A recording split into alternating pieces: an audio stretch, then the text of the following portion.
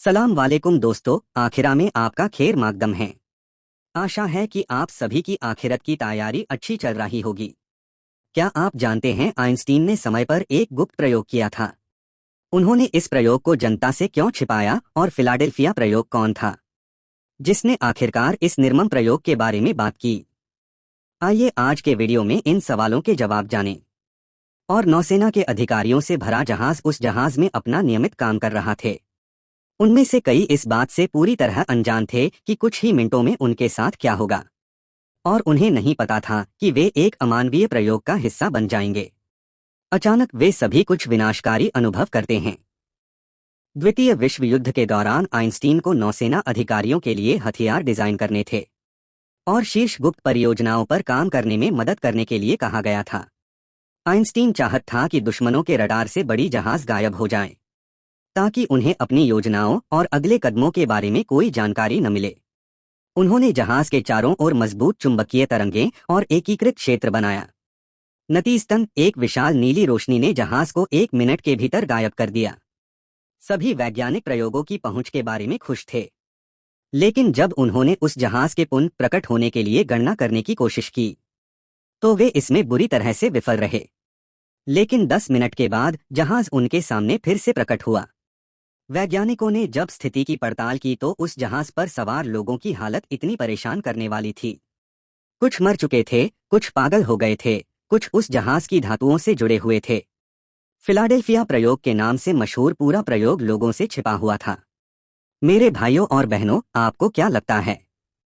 कुछ वर्षों के बाद आइंस्टीन के साथ काम करने वाले एक वैज्ञानिक ने उस प्रयोग के बारे में दिमाग उड़ाने वाले और चौंकाने वाले तथ्यों का खुलासा किया। उन्होंने कहा कि उस प्रयोग का प्राथमिक उद्देश्य जहाज को गायब करना नहीं था, लेकिन आइंस्टीन वास्तव में एक टाइम मशीन बनाना चाहते थे और उन्हें उम्मीद थी कि जहाज 1943 से 1980 तक समय की यात्रा करेगा। वे एक सेल्फी प्रयोग भरते हैं। आइंस्टीन द्वारा अपने विनाशकारी और हानिकारक प्रभावों के कारण समय और स्थान का नियंत्रण लेने का पहला प्रयास था। जाने माने वैज्ञानिकों ने इसे बहुत बेइज्जत किया, अन्यथा उन्हें गंभीर प्रतिक्रिया का सामना करना पड़ा। भाई बहन हो सकते हैं। क्या समय यात्रा संभव है या क्या यह विज्ञान कथा की तरह लगता है? मेरी राय में यह विज्ञान कथा के अलावा कुछ भी नहीं है। जैसे कि कैसे कोई व्यक्ति अपने अतीत में वापस जा सकता है या भविष्य की यात्रा कर सकता है।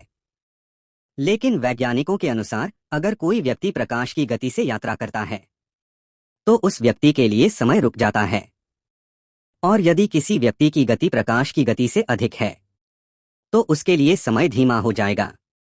इसलिए समय यात्रा की यह विधि संभव है। मेरे भाइयों बहनों, क्या आप जानते हैं कि समय यात्रा का एक इस्लामी उदाहरण है अल मेराज, और जिस रात पैगंबर मोहम्मद सल्लल्लाहु अलैहि वसल्लम ने बैतुल मुकद्दस से आसमान की यात्रा की और हजरत मोहम्मद सल्लल्लाहु अलैहि वसल्लम ने अल्लाह ताला से मुलाकात की और फिर अपने घर वापस आ गए। लेकिन जब हजरत मोहम्मद सल्लल्लाहु अलैहि वसल्लम घर पर वापस आए तो घर का सामान जैसा छोड़कर गए थे वैसा का वैसा ही मिला। जिस बिस्तर से उठकर गए थे वह गर्म था और दरवाजे की कुंडी भी हिल रही थी। उन्होंने अपनी पूरी यात्रा जन्नत से भेजे गए बर्राक पर पूरी की। इससे पता चला कि बोराक प्रकाश की गति से अधिक स्पीडवे के साथ अंतरिक्ष की यात्रा करने वाला सबसे तेज था। इसलिए हम आसानी से समझ सकते हैं कि मेराज की घटनाओं के दौरान समय का फैलाव हुआ था।